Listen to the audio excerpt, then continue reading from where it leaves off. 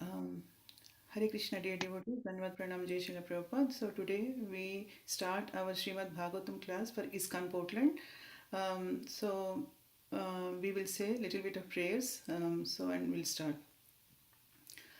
मूकं करोति वाचालं पङ्गं लङ्घयते गिरिं यत्कृपातमहो वन्दे श्रीगुरुं दीनतारिणाम्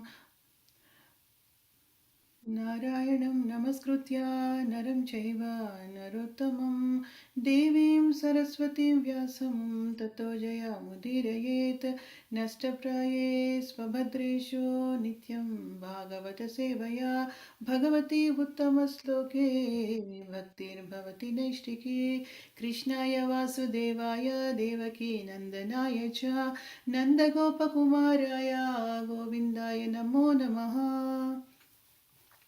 So we will start our Bhagavatam verse, today's Bhagavatam verse. I'm going to share my screen and show you the verse. So our today's verse is Srimad Bhagavatam 1:12-30. So, uh, last 29 verses were describing about Parikshit Maharaja's actually how he was saved by the Supreme Lord when he was in the womb of his mother and his birth, and how Yudhishthira Maharaj felt jubilation when the child was born, because he was the only one and only heir left in their dynasty.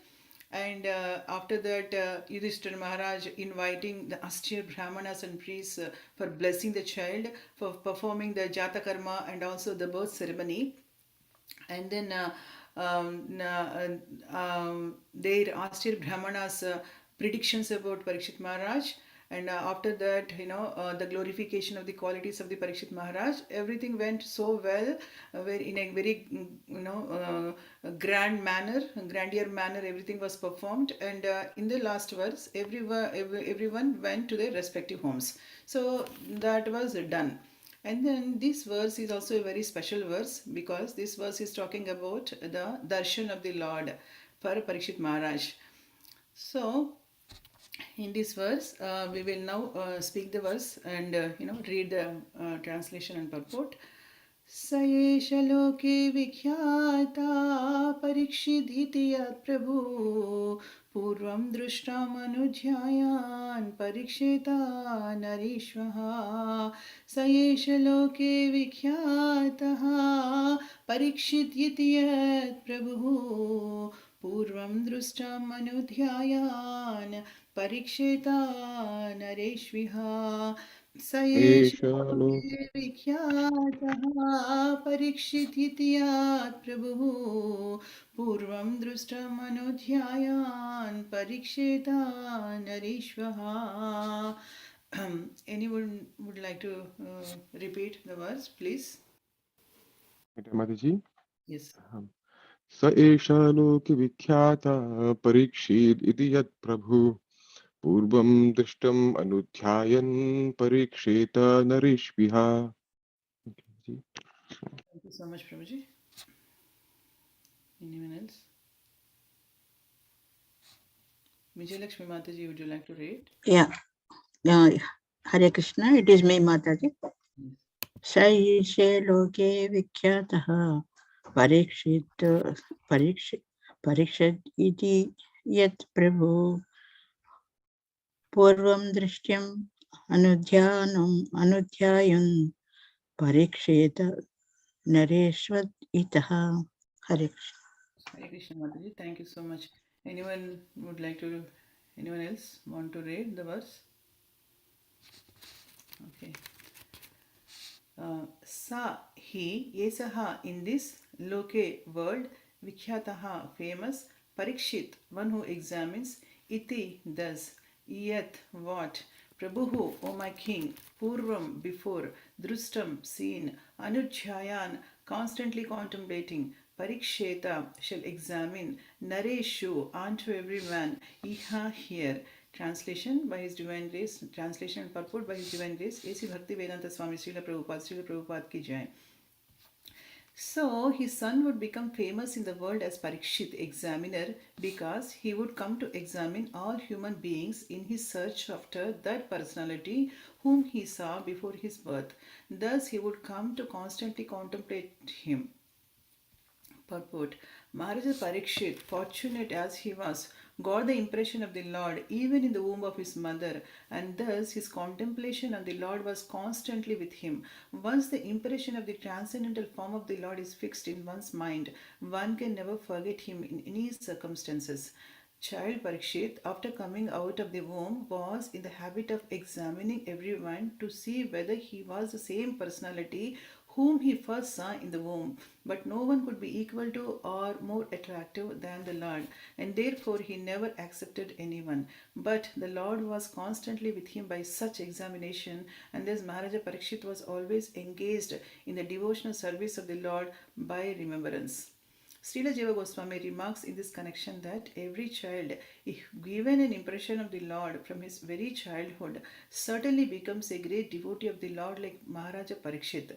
One may not be as fortunate as Maharaja Parikshit to have the opportunity to see the Lord in the womb of his mother. But even if he is not so fortunate, he can be made of fate. He can be made so if the parents of the child desire him to be so. There is a practical example in my personal life in this connection. My father was a pure devotee of the Lord, and when I was only 4 or 5 years old, my father gave me a couple of forms of Radha and Krishna. In a playful manner, I used to worship these deities along with my sister, and I used to imitate the performances of a neighboring temple of Radha Govinda. By constantly visiting this neighboring temple and copying the ceremonies in connection with my own deities of play, I developed a natural affinity for the Lord. My father used to observe all the ceremonies befitting my position. Later on, these activities were suspended due to my association in the schools and colleges, and I became completely out of practice. But in my youthful days, when I met my spiritual master, Sri Srimad Bhakti Siddhanta Saraswati Goswami Maharaj, again I received my old habit, and the same playful deities became my worshipful deities in proper regulation. That was followed up until I left the family connection, and I am pleased that my generous father gave the first impression, which was developed later into a regulative devotional service by his divine grace. Maharaja Prahlada also advised that such impressions of godly relation must be impregnated from the beginning of childhood. Otherwise, one may miss the opportunity of the human form of life, which is very valuable, although it is temporary like others. As I initially said, the last 29 verses were describing about Parikshit Maharaja's birth, how he was saved, and how his Jatakarma and birth ceremony was performed, and the glorification of the qualities of Parikshit Maharaj, etc., etc., was happened. And this verse is very special verse because it is talking about the darshan of the Lord. In when especially Parikshit Maharaj when he was in the womb of his mother, right? So here Sukadev Goswami is mentioning that Parikshit Maharaj was given a name of Parikshit, that means examiner. So why he was given a name like that? Because Parikshit Maharaj, when he was in the womb of his mother, he had a good fortune of having the darshan of the Lord. So in front of him, face to face, basically, even though the Lord was of a thumb size, but still he was able to actually see the form of the Lord, which was very beautiful. So Lord's form was explained in Srimad Bhagavatam in many areas, and it was actually, there were very nice descriptions of the Lord's form. So he was like wearing yellow dhoti and kaustubhajam and all that. So he was so much fascinated by seeing the form of the Lord, Parikshit Maharaj. So the impression of the transcendental form of the Lord is fixed in his mind. So because the Supreme Lord is all attractive, so the impression that was made in the mind of the Parikshit Maharaj when he was in the womb of his mother, that actually remained throughout his life. By carrying that impression in his mind, of the supremely adorable, beautiful Lord, Parikshit Maharaj, he has become an examiner, basically. That means when he came out of the womb of his mother, he started looking for the same personality whom he had seen when he was in the womb of his mother. he is actually examining everyone. Is he the same personality whom I had seen? Is he the same personality? Is he the same personality? By doing so, actually, what he was doing, he's always contemplating. He was always thinking of the form of the Lord, beautiful form of the Lord in his mind. By doing so, he was actually doing remembering the Lord. The remembering the Lord is one of the basically 9 processes of devotional service and prayer. And Parikshit Maharaj, by doing so, he was always contemplating on the Lord, always remembering the Lord. But one thing we have to understand, this is a spiritual remembrance. This is not an ordinary life what we remember. This, because this is not a function of the physical brain. Usually, the physical brain, remembering the Lord here means what actually? Remembering the Lord, Lord's form, Lord's qualities, or Lord's pastimes, or Lord's abode, or about the Lord's paraphernalia, or about the Lord's devotees, etc. etc. But this is not the function of the physical brain what we have, because the physical brain, it has a phenomena that usually what happens is, in the ordinary course of life we see things, right? We see things and we try to remember them, we commit to remember that, and whenever it is needed, we try to reproduce what we have remembered. If we remember our childhood, we usually go to school, and whatever the lessons on regular basis we actually receive from the teachers, we listen to that and we try to memorize that, right? We try to memorize that, and at the end of the year, when we were given exams, we try to reproduce what we have remembered, right? So that usually happens, that happens, that is the function of the brain actually. We commit to memory all those things and we produce whenever it is needed. But here actually it is something different. This is after having a darshan of the Lord, which makes a very good impression in our, not in the physical brain but in the region of the heart. It is something related to the soul, so it makes a very transcendental impression in within the region of our hearts. And because of that actually we are never going to forget this form in our lives, and we always contemplate on the form of the Lord. So this is something different. That is why Srila Prabhupada here says, right, once the impression, we cannot compare this impression with that physical brain's impression, which we do in the ordinary course of life. Once the impression of the transcendental form of the Lord is fixed in one's mind, one can never forget him in any circumstances. Ordinary things we may remember, we may not remember them like precisely, accurately, or perfectly in future. But if the transcendental form of the Lord, once it is fixed in our mind, then one can never forget him in any circumstance of his life. So there is a difference between, the impression formed in one's mind of the transcendental form of the Lord, and by seeing the Lord and by seeing other persons and other things, other objects in this material world, that we have to remember. And one thing is that, where somebody might say that, oh, what if I didn't had any darshan of the Lord? Then there is actually temple deities, and home deities we could actually see and make an impression within the region of our heart. Those are not considered material, because even though they are made with the material elements, before they are curved into deity, there might be, we might consider them as material or something like that. But once the stone or metal, it is melted and it is made as a form, then it is not anymore considered a material.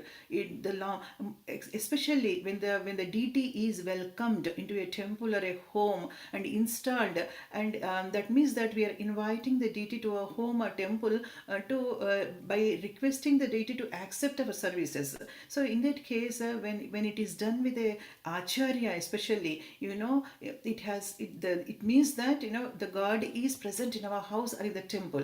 So by seeing that actually the beautiful form of the Lord, we can actually have the same kind of impression what Parikshit Maharaj could be able to do it within the region of our heart. So in that way, basically we can remember the form of the Lord, and we can contemplate. Once we actually observe the deity, our deities in the temple also were decorated by pujaris so beautifully that when we go and have the darshan of the Lord, that can actually make a very nice impression within the region of our heart. So it is never going to go. So we can actually try to contemplate on the form of the Lord and try to remember what exactly Parikshit was doing. We can also actually remember the Lord, and we can contemplate on Him. So this is actually a benediction given to us. This is a boon, we can say. This is a devotional service to the Lord we are doing. So originally we are not basically originally we are all Krishna conscious, right? So because of our material conditions, we forget Krishna. So it is in the Madhya Leela. I'm going to go to the CC Madhya Leela. It is mentioned, right? Krishna बोली से जीव आनंद बहिर्मुखा अतएव माया तरे देय संसार दुखा. Forgetting Krishna, the living entity has been attracted by the external feature from time immemorial. Therefore, the illusory energy, Maya, gives him all kinds of misery in his material existence. So, this is what our situation basically. So, by impression of the Supreme Lord in our mind, our material consciousness will be changed into spiritual consciousness. By contemplating on the Lord continuously in our, on the form of the Lord, or His pastimes or paraphernalia, basically our material consciousness will be changed into spiritual consciousness. If we see deity, but with the material conception, then the impression we made in our mind will not last forever. So we have to actually understand that. Then here another point is that he has seen the Supreme Lord, right? Only once he has seen, actually, right? Krishna gives darshan only one time. When Parikshit Maharaj actually was suffering in the womb of his mother a lot, because the Brahmastra, which he was attacked by the Brahmastra sent by Ashwardhama, and because of the heat produced from the Brahmastra, he was not able to tolerate the heat. So he was suffering a lot. At that particular time, Krishna came and saved Parikshit Maharaj. So he, who else had the darshan of? Anybody could actually say who else had the darshan of the Lord when he was in the womb of his mother? Anyone wants to share? Anyone know? Who shares? I mean, who had the darshan of the Lord when he was in the womb of his mother? Okay. So I will share. So basically, what I wanted to say is when the fetus is in the womb of the mother, it suffers a lot. We can understand by reading some verses from Srimad Bhagavatam, third canto, of Kapila Muni teachings to his mother Devahuti, how actually a jiva, when it comes into the womb of the mother to take birth, how it actually suffers, and how out of so much of suffering, it prays to the Supreme Lord. A soul prays to the Supreme Lord, and the soul, if the soul is fortunate enough to remember last 100 births, actually it remembers, if the soul is fortunate. And also if it is fortunate enough to have the darshan of the Lord also, and but it suffers a lot when unfortunately when it comes out to the external world, then it forgets about all these things. So we are going to actually sing a song, because even Bhaktivinoda Thakur, our one of the previous acharyas, exalted acharyas, also had the darshan of the Lord when he was in the womb of his mother.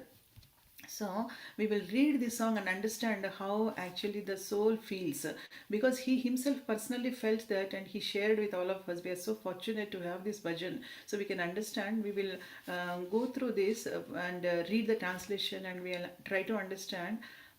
भूलिया तुम्हारे संसारे आसिया pen न विधाव्याता तुम्हारा चरणे हसियाछि आमी बोलिब दुखेरा गाथा. I forsook you, O Lord, and came to this world of pain and sorrow. Now I submit my tale of woe at your lotus feet. जननी जतारे चिलम जखोना विषम बंधन एक बार प्रभु देखा दिया मोरे वांछिले दीना दासे वांछिले दीना दासे. While still in the unbearable fetters of my mother's womb, I saw you before me. So Bhaktivinoda Thakur is saying that he has seen the Lord. You revealed yourself but briefly and then abandoned this poor servant of yours. Ek bar Prabhu. Only one time Krishna gives darshan, that's it. Then we have to actually practice, to have the darshan of the Lord and to be with the Lord. Tako na bhavino janama paiya koribo bhajanatava janama hailo padimaya chale na hoilo gnana lava na hoilo gnana lava. At that moment, I swore to worship you after taking birth, but birth came, and with it the network of worldly illusion which robbed me of all good sense.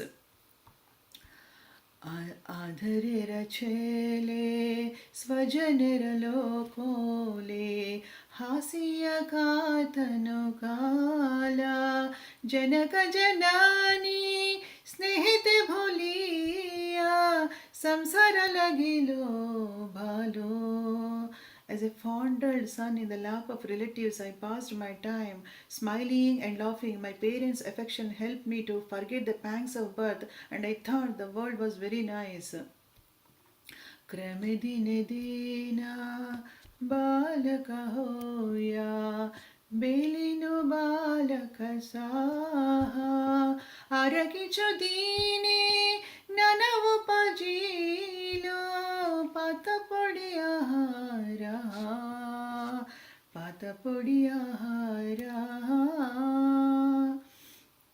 Day by day I grew and soon began playing with other boys. Shortly my power of understanding emerged. I read and studied my lessons incessantly.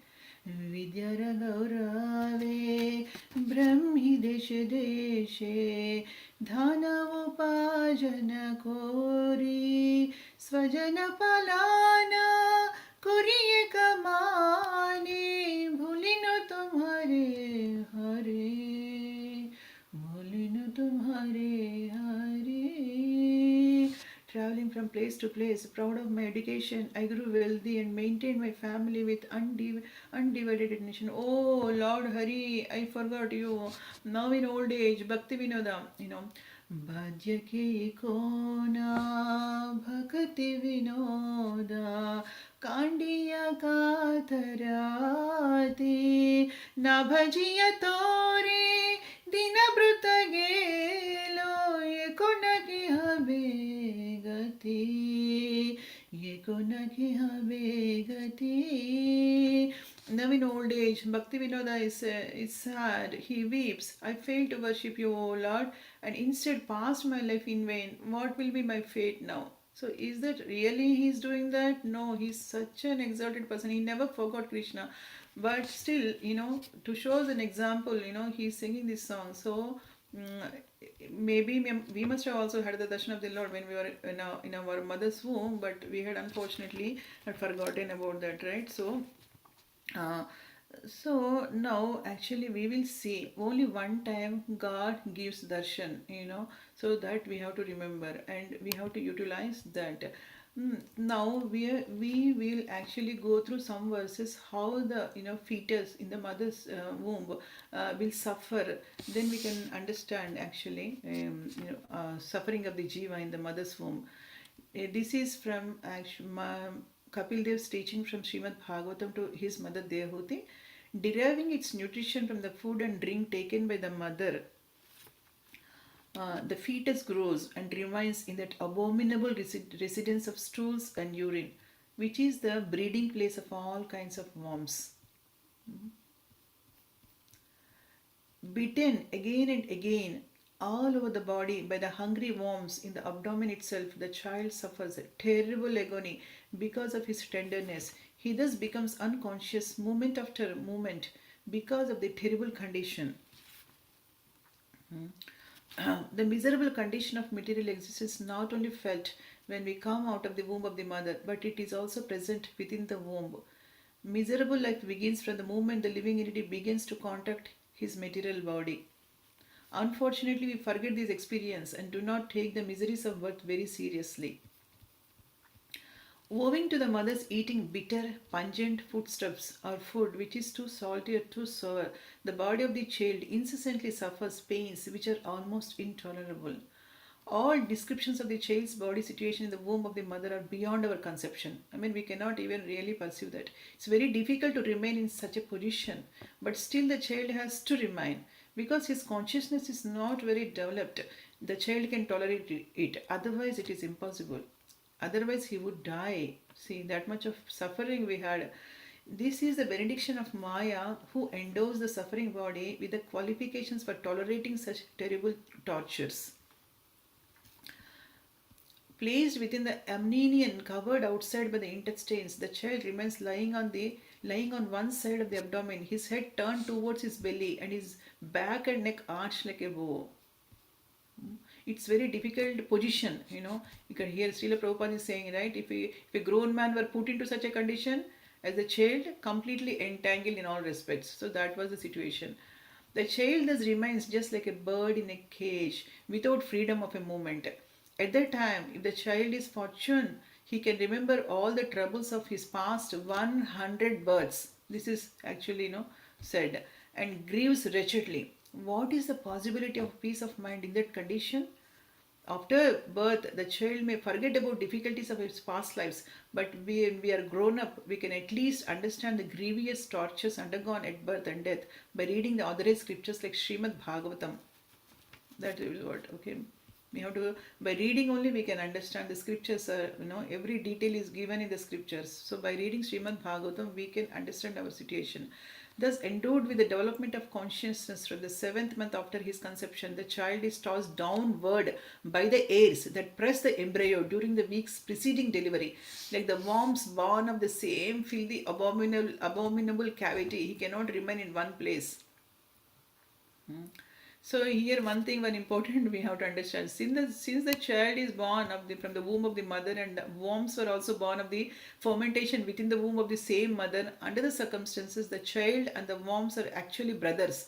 We are very anxious to establish universal brotherhood among human beings, but we should take into consideration that even the worms are our brothers. What to speak of other living entities? Therefore, we should be concerned about all other living entities. So this is an amazing. Um, then the living entity in this frightful condition of life, bound by 7 layers of material ingredients, prays with the folded hands, appealing to the Lord who has put him in that condition. So the soul actually starts praying to the Lord. What does the soul praise? The human soul prays, I take shelter of the lotus feet of the Supreme Personality of Godhead who appears in his various eternal forms and walks on the surface of the world. I take shelter of him only because he can give me relief from all fear from him, and I have received this condition of life which is just befitting my impious activities. So the soul has all the knowledge, right? It is praying to the Lord. But what happens when it comes out of the womb of the mother? We will discuss that also. I, the pure soul, appearing now, bound by my activities, lying in the womb of my mother by the arrangement of Maya, I offer my respectful obeisances unto him who is also here with me, but who is unaffected and changeless. He is unlimited, but he is perceived in the repentant heart. To him I offer my respectful obeisances. So when we repent in our heart, then we will be able to attain the Lord. I am separated from the Supreme Lord because of my being in this material body, which is made of 5 elements, and therefore my qualities and senses are being misused. Although essentially spiritual, because the Supreme Personality of Godhead is transcendental to material nature and the living entities, because he is devoid of such material body, and because he is always glorious in his spiritual qualities, I offer my obeisances to him. The human soul further plays, The living entity is put under the influence of material nature and continues a hard struggle for existence on the path of repeated birth and death. This conditional life is due to his forgetfulness of his relationship with the Supreme Personality of Godhead. Therefore, without the Lord's mercy, how can he again engage in the transcendental loving service of the Lord? There's so much of realization when in the womb of the mother. Hmm? No one other than the Supreme Personality of Godhead as the no, I will go to the next verse. Fallen into the pool of blood, stool, and urine within the abdomen of his mother, his own body scorched by the mother's gastric fire, the embodied soul, anxious to get out, counts his months and prays, "Oh my Lord, when shall I, a Richard soul, be released from this confinement?" My dear Lord, by your causeless mercy, I am awakened to consciousness. Although I am only 10 months old, for this causeless mercy of the Supreme Personality of Godhead and friend of all fallen souls, there is no way to express my gratitude but to pray with folded hands. The living entity in another type of body sees only by instinct. He knows only the agreeable and disagreeable sense perceptions of that particular body. But I have a body in which I can control my senses and can understand my destination. Therefore, I offer my respectful obeisances to the Supreme Personality of Godhead by whom I have been blessed with this body and by whose grace I can see Him within and without. Therefore, my Lord, although I am living in a terrible condition, I do not wish to depart from my mother's abdomen to fall again into the blind well of materialistic life. So it is praying, right? It doesn't want to come out of the womb of the mother because it knows it will, be covered by the Maya. Your external energy called Deva Maya at once captures the newly born child and immediately false identification, which which is the beginning of the cycle of continuous birth and death begins. So since we are identifying ourselves with the wrongly, that we are this body, and we are so and so's mother, so and so's father, or so and so's children are so American, Indian, these are all designations, right? We identify, like, I'm an engineer, I'm a doctor. So these are all upadhis, right? So because of that, we are actually continuing. If we could be able to identify, that we are a spirit soul belonging to Krishna by our, continuous devotion service, then actually we will come out of this horrible, material existence. Therefore, without being agitated anymore, I shall deliver myself from the darkness of nescience with the help of my friend, clear consciousness. Simply by keeping the lotus feet of the Lord Vishnu in my mind, I shall be saved from entering into the wombs of many mothers for repeated birth and death. So, what is the solution actually? By remembering the Lord always, lotus feet of the Supreme Lord. Hmm. Lord Kapila continued, the 10-month-old living entity has these desires even while in the womb of mother. But while he thus extols the rod, the wind that helps parturition propels him forth with his face turned downward so that he may be born. Pushed downward all of a sudden by the wind, the child comes out with great trouble, head downward, breathless and deprived of memory due to severe agony. The child thus falls on the ground, smeared with stool and blood. When we are born with with the stool and blood only, we will take birth, and plays just like a worm germinated from the stool. He loses his superior knowledge and cries under the spell of Maya. Immediately he forgets his superior knowledge and cries under the spell of Maya. After coming out of the abdomen, the child given to the care of the persons who are unable to understand what he wants, and thus he is nursed by such persons, unable to refuse whatever is given to him. He falls into undesirable circumstances because then laid down on the foul bed, infested with sweat and germs, the poor child is incapable of scratching his body to get relief from his itching sensation, to say nothing of sitting up, standing, or even moving. So this is all difficulties the soul is facing, in helpless condition. Gnats, mosquitoes, bugs, and other germs bite the baby whose skin is tender, just as the smaller worms bite a big worm. The child, deprived of his wisdom, cries bitterly. So this is the situation. So in this way, the child passes through his childhood, suffering different kinds of distresses, and attains boyhood. In the boyhood also, he suffers pain, however desires to get things he can never achieve, and thus due to ignorance he becomes angry and sorry. And even in the next verse onwards, it is saying youth, what happens in the youth and everything. So what is the duty now? If you go to the basic verse here, I mean the original verse here, what we are reading today, So now that we understand, that the child, when it is in the womb, it has all knowledge. But when it comes out of the womb, when it comes into touch with the material world, it loses everything.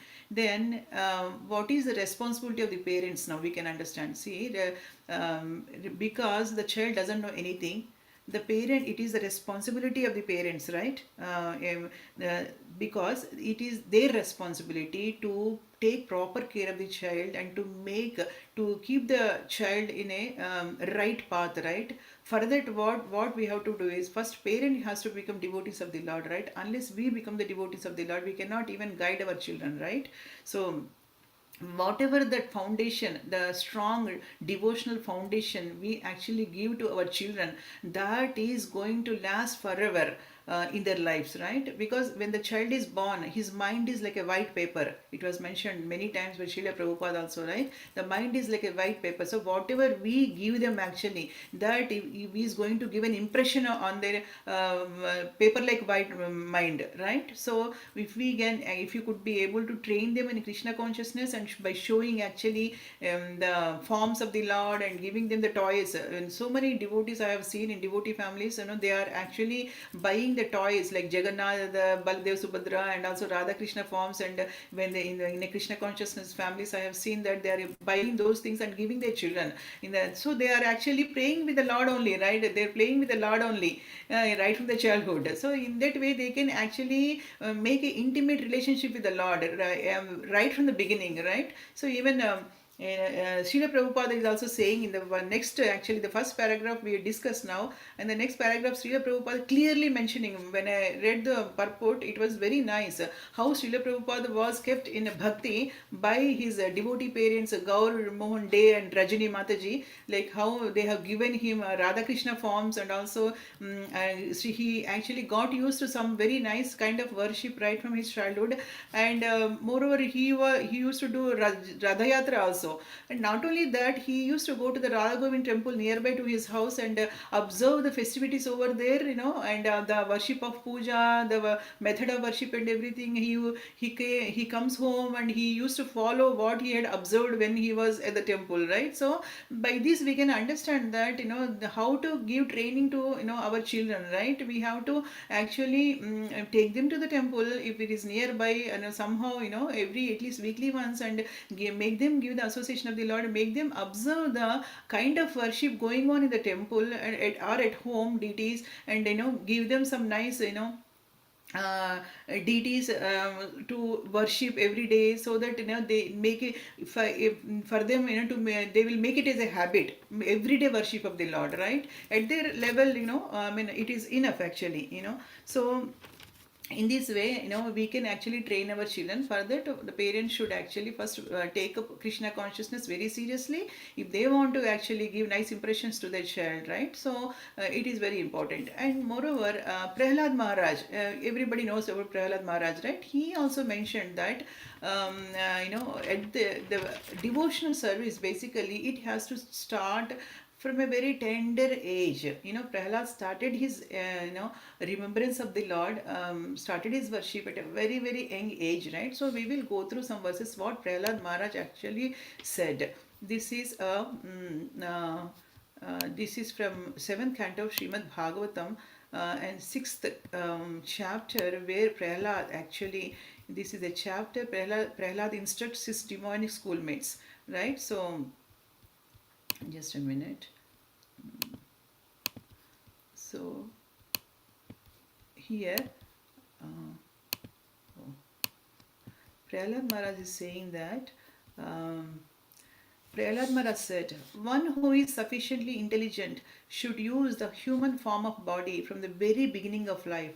In other words, from the tender age of childhood, to practice the activities of devotional service, giving up all other engagements. The human body is the most rarely achieved, and although temporary like the other bodies, it is meaningful, because in human life one can perform devotional service. Even a slight amount of sincere devotional service can give one contemplate perfection, complete perfection. Even a slight amount of sincere devotional service can give one complete perfection. And also here, um, uh, The whole purpose of Vedic civilization and of reading the Vedas is to attain the perfect stage of devotional service in the human form of life.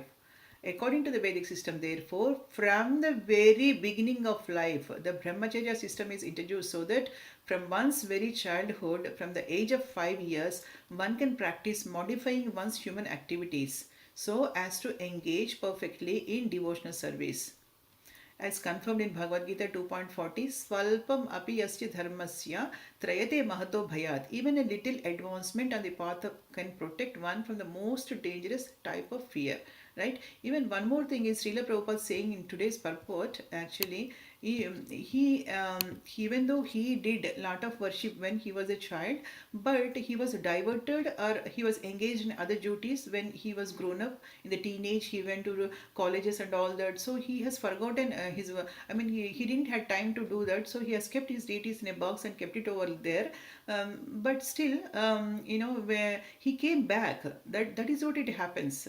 If the foundation is very strong in bhakti, even though the children are diverted little bit when they go to college and all that, but still they will come back. Srila Prabhupada is mentioning in the purport that even if I have forgotten some time, but again when I met at a very young age my spiritual master Sri Srimad Bhakti Siddhanta Saraswati Goswami Maharaj, I came back actually. He started actually and he took out his deities again and he started again worshipping the deities. So this is the advantage. If we could be able to raise our children in Krishna consciousness, they will again come back. They might forget a little time in between because of getting busy with their studies and all that, but still they would actually come back, right? So, and another thing actually, how actually our last discussion is, we will read some verses of Prahlad Maharaj, how he was, when he was in childhood, the devotee qualities are exhibited. Devotees, if they are actually child devotees, we could be able to actually see their devotion to the Lord at a very young age also. We could observe them. So we will actually see. Yeah. So how was actually Prahlad Maharaja when he was a small child? And that we can actually read this because immediately after taking birth, if he's a devotee, the qualities are exhibited basically. So by seeing them, we can understand that he's a devotee. So we can actually read this from the very beginning of his childhood. Prahlad Maharaja was uninterested in childish playings. Indeed, he gave them up altogether and remained silent and dull, being fully absorbed in Krishna consciousness. Since his mind was always affected by Krishna consciousness, he could not understand how the world goes on being fully absorbed in the activities of sense gratification. Since his mind was always affected by Krishna consciousness, he could not understand how the world goes on being fully absorbed in the activities of sense gratification. Prahlad Maharaj is a vivid example of a great person fully absorbed in Krishna consciousness. In Chaitanya Charitamrita it is said, Stavara jangama dekhe na dekhe tara murti, sarvatra haye nija ishta deva spurti. A fully Krishna conscious person, although situated in this material world, does not see anything but Krishna, anywhere and everywhere. This is the sign of a Mahabhagavata. The Mahabhagavata sees Krishna everywhere because of his attitude of pure love for Krishna. As confirmed in the Brahma Samhita, Premanjana Chorita Bhakti Vilochanena Shanta Sadeva Hrudayeshu Vilokayanti Yam Shyama Sundara Machincha Gunaswarupam Govindamadi Purusham Tamaham Bhajami. I worship the primeval Lord Govinda, who is always seen by the devotee, whose eyes are anointed with the pulp of love. He is seen in his eternal form of Shyamasundara, situated within the heart of a devotee. Prahlada Maharaja was always absorbed in the thought of Krishna, thus being always, so he is in a perfect example of remembrance of Lord, right? Thus being always embraced by the Lord, he did not know how his bodily necessities, such as sitting, walking, eating, lying down, drinking, and talking, were being automatically performed. A small child, while being cared for by his mother, does not know how the needs of the body for eating, sleeping, lying down, passing water, and evacuating, or being fulfilled. He simply satisfied to be born on the lap of his mother, to be on the lap of his mother. Similarly, Prahlada was exactly like a small child being cared for by Govinda. The necessary activities of his body were performed without his knowledge. As a father and mother care for the child, Govinda cared for Prahlad Maharaja. See how he was actually taken care by the Supreme Lord Sri Krishna, right? So that is the benediction of devotional service of Smaranam. As initially we discussed, right? So Smaranam is a benediction given to us by the Lord, who remembered always observed in the thoughts of Govinda, who remained always observed in the thoughts of Govinda, like just like Parishit Maharaj also followed actually Prahlad Maharaj. He was also contemplating throughout his life, remembering the Lord. This is Krishna consciousness. Prahlad Maharaj is the vivid example of perfection in Krishna consciousness. Because of advancement in Krishna consciousness, he sometimes cried, sometimes laughed, sometimes expressed jubilation, and sometimes sang loudly. Hmm. If the mother leaves her small child in his bed or cradle and goes away to attend some family duties, the child immediately understands that his mother has gone away, right? And therefore he cries. But as soon as the mother returns and cares for the child laughs and becomes jubilant. Similarly, very nice analogy, right? Similarly, Prahlad Maharaja, being always absorbed in the thoughts of Krishna, sometimes felt separation, thinking, where is Krishna? This is explained by Sri Chaitanya Mahaprabhu. So, Sunyaitam Jagasarvam Govinda Virahename. When an exalted devotee feels that Krishna is invisible, having gone away, he cries in separation. And sometimes, when he sees that Krishna has returned to care for him, he laughs. Just as a child sometimes laughs upon understanding that his mother is taking care of him. These symptoms are called bhava. Bhava. In the nectar of devotion, various bhavas, ecstatic devotions of a devotee are fully described. These bhavas are visible in the activities of a perfect devotee. Sometimes, upon seeing the Supreme Personality of Godhead, Prahlad Maharaja would loudly call in full anxiety. He sometimes lost his shyness in jubilation and began dancing in ecstasy, and sometimes being fully absorbed in thoughts of Krishna, he felt oneness and imitated the pastimes of the Lord. How wonderful, right? Prahlad Maharaja sometimes felt that the Lord was far away from him and therefore called him loudly. When he saw that the Lord was before him, he was fully jubilant. Sometimes thinking himself one with the Supreme, he imitated the last pastimes, and separation from the Lord, he would sometimes show symptoms of madness. These feelings of a devotee would not be appreciated by impersonalists. Hmm? So, this here, the feelings of Prahlad Maharaja were in the mellow of Vatsalya, filial love and affection. As a child cries when left by his mother, when Prahlad felt that the Lord was away from him, he began to cry. Again, a devotee like Prahlada sometimes sees that the Lord is coming from long distance to pacify him, like a mother responding to a child, saying, "My dear child, do not cry, I am coming." Then the devotee, without being ashamed due to his surroundings and circumstances, begins to dance, thinking, "Here is my Lord is coming." Thus, the devotee is in full ecstasy, sometimes imitates the pastimes of the Lord, just as the cowherd boys used to imitate the behavior of a jungle animals. However, he does not actually become the Lord. So Prahlad Maharaja achieved the spiritual ecstasies described herein by his advancement in spiritual understanding. So we could actually, I remembered how the gopis, when Krishna left gopis in the middle of the forest, then they also actually started playing the pastimes of the Supreme Lord, thinking that they are Krishna, they are remembering him, they are actually imitating the pastimes of Krishna, right? That is what actually happens in the for pure devotee. Sometimes feeling the touch of the Lord's lotus hands, he becomes spiritually jubilant and remained silent, his head standing on end and tears gliding down from his half closed eyes because of his love for the Lord. When a devotee feels separation from the Lord, he becomes eager to see where the Lord is, and sometimes when he feels pangs of separation, tears flow incessantly from his half closed eyes. As stated by Sri Chaitanya Mahaprabhu in his Sistastaka, Yugaitam Nimeshena Chakshusha Pravrashaitam Sunyaitam Jagasarvam Govinda Virahename.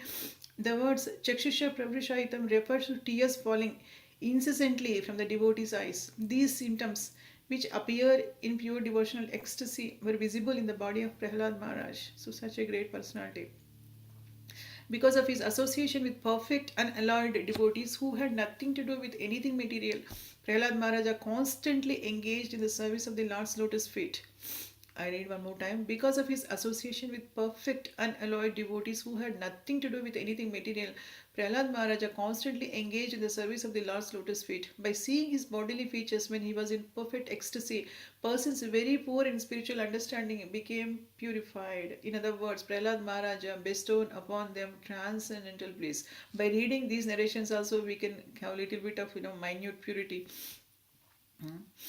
So, so these are done. Apparently, Prahlad Maharaj was placed in circumstances in which he was always tortured by his father, even though, despite of his very bad situation, in such material conditions, one cannot have an undisturbed mind. But since bhakti is unconditional, ahituki apratihata, there is no reason, apratihata, no interruption. Prahlad Maharaja was never disturbed by the chastisements of Hiranyakashipu. On the contrary, the bodily symptoms of his ecstatic love for the Supreme Personality of Godhead turned the minds of his friends, who had also been born in atheistic families.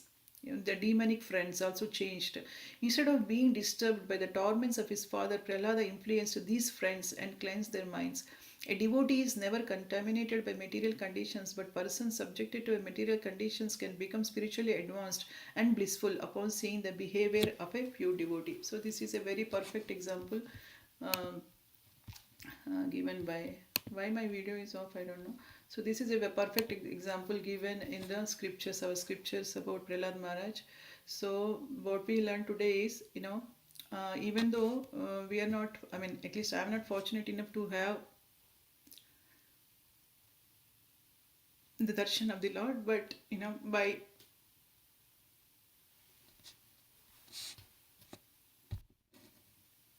sorry. So by at least by seeing the form of the Lord in the deity, we can actually made the impression within the region of our heart. Hare Krishna. Thank you so much, dear devotees, for tolerating me. Hare Krishna. Hare Krishna Mataji.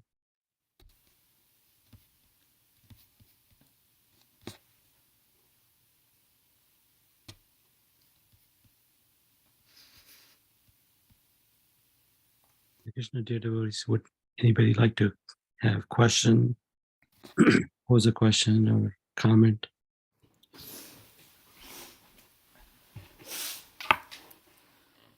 Hare Krishna. Can you hear me? We can hear you. Mataji, I think, has stepped away for a minute. Maybe give her a minute. Yeah.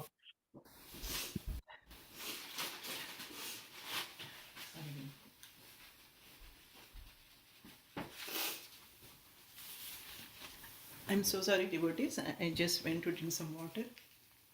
Thank you so much for all your cooperation today. Thank you so much.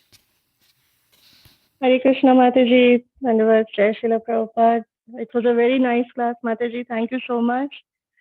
I really liked the part where you made us realize that we also had a darshan of the Lord when we were in the room.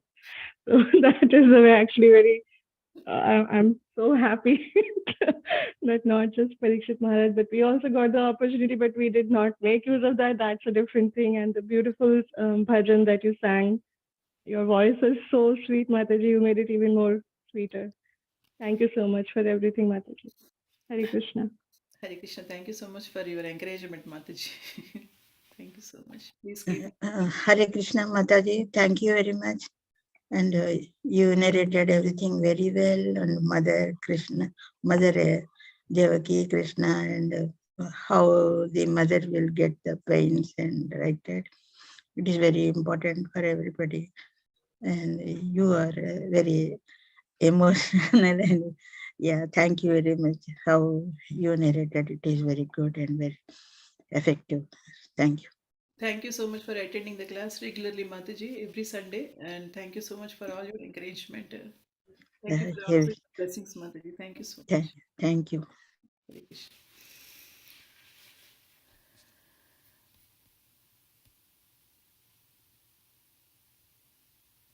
Shall we actually end the class, Prabhuji? Narottam Vilas Prabhu. Any other questions or comments?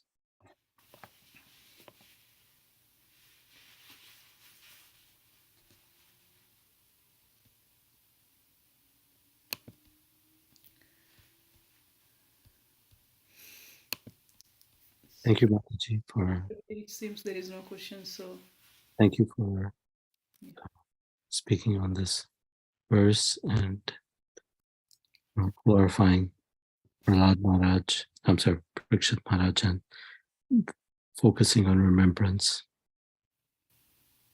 thank you, Prabhu. Thank you. Thank you. So, should we go ahead and end at this point? I think. Yes, Prabhuji, please. Thank you. Take care. Thank you very much.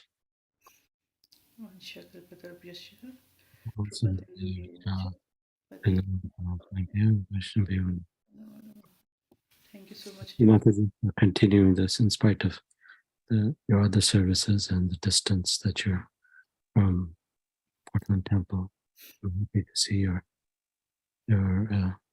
intensity of remembrance. Hare Krishna. Hare Krishna, Prabhuji. Thank you so much, Prabhuji. Hare Krishna. Thank you, Mataji. Hare Krishna. Hare Krishna. Thank you, Mataji. Hare Krishna. Thank you so much, Prabhuji. Hare Krishna. See you all on Radhashtami. Hare Krishna.